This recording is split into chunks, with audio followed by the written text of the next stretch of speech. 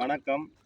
பெர்கல் பிரதேச செயலாளர் பிரிவின் ஆனைத்தீவு கிராம சேவகர் பிரிவில் உள்ள முத்திச்சேனை கிராமத்திலிருந்து முத்திச்சேனை வேலாயுதர் விவசாய சம்மேளனத்தின் தலைவர் கனகசூரியம் உதயகுமார் பேசுகின்றேன்.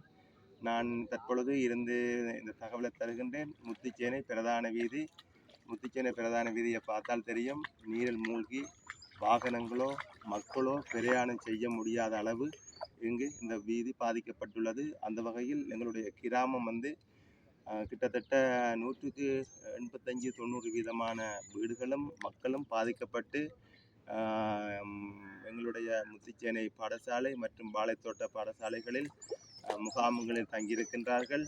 இந்த வேளையில் இவர்களை கண்காணிப்பதற்காக பிரதேச செயலகம் ஊடாக கிராம சேவகர், பட்டதாரி மற்றும் எங்களுடைய ஆடிஎஸ் போன்றவர்கள் 100% அவருடைய சேவையினை சரியாக செய்து வரும் இந்த வேளையில் எங்களுடைய கிராமத்தில் இருந்தோ அல்லது மற்ற கிராமங்களில் இருந்தோ இந்த வழியினூடாக அத்தியாவசிய சேவை கருதி வைத்தியசாலை போன்றவற்றுக்கு செல்லுகின்றவர்களை நேவி அவர்களின் உதவியுடன் போட்டில் எங்கிருந்து முத்திச்சேனையிலிருந்து வெறுகல் பிரதான வீதியில் கொண்டு விடுகின்றார்கள்.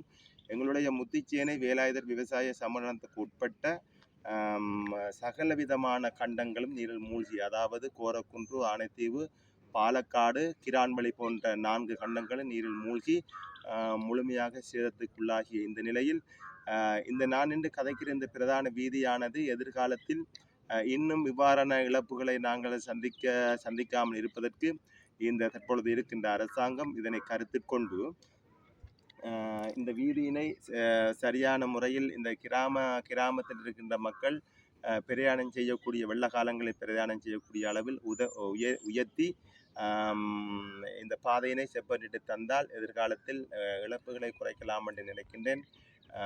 ஆகவே எங்களுடைய மக்கள் மேலும் மேலும் இவ்வாறான இன்னல்களை சந்தித்து வரும் இந்த நிலையில் ஒரு புறம் மகாபலியினுடைய பெருக்கு, அடுத்த புறத்தில் கடல் நீர் கொந்தளிப்பு, இவ்வாறான சந்தர்ப்பங்களில் இன்றைய தினம் நான் நினைக்கிறேன் 2025 12ஆம் மாதம் 1ஆம் தேதி இந்த தகவலை தருகின்றேன். நான் நினைக்கிறேன் இன்றைய தினம் இந்த தண்ணியினுடைய அளவு குறையலாம் என்று நினைக்கின்றேன். ஏனென்றால் இரவு வேளை தண்ணி மட்டிட்டுள்ளது, கூடவில்லை. ஆனால் அந்த லெவலில் இருக்கிறதால இன்றைக்கு குறைகிறதுக்கு சந்தர்ப்பம் இருக்கலாம் என்று நினைக்கின்றேன்.